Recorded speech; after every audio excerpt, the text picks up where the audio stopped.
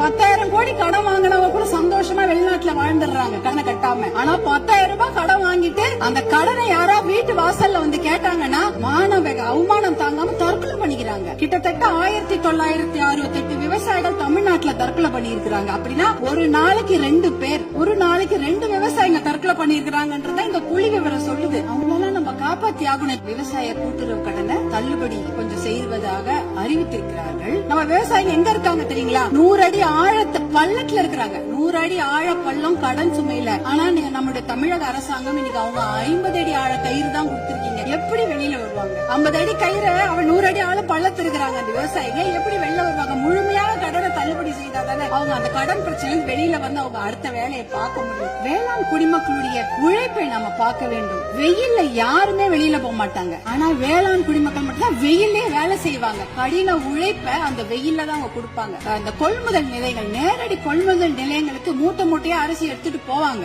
ஆனா ஒரு கொள்முதல் நிலையங்கள்லயும் ஒரு நாளைக்கு இவ்வளவுதான் அரிசி எடுத்துக்க முடியும், இவ்வளவுதான் மூட்டை எடுத்துக்கொள்ள முடியும் என்ற அளவுகோல் இருக்கும். ஆனால் அந்த அளவுகோலுக்கு மேல ஆயிடுச்சுன்னா அந்த மூட்டையை வச்சுட்டு வெயிலையும் மழையிலும் அங்கேயே இருக்கணும். அது என்னவானாலும் சரி, மூட்டையை அவங்க நிலத்துல இருந்து எடுத்துட்டு போயிட்டாங்கன்னா தனியார் அந்த கொள்முதல் நிலையங்கள் வாசல்லே படுத்து கிடப்பாங்க. மழை பெஞ்சிச்சுன்னா அந்த மூட்டையெல்லாம் உள்ளே முளைச்சிடும், கெட்டு போயிடும். இப்படி எத்தனையோ சிரமங்களை மீறி தான் அவங்க நம்மளுடைய உணவு மேசைக்கு சாப்பாடு கொண்டு வராங்க.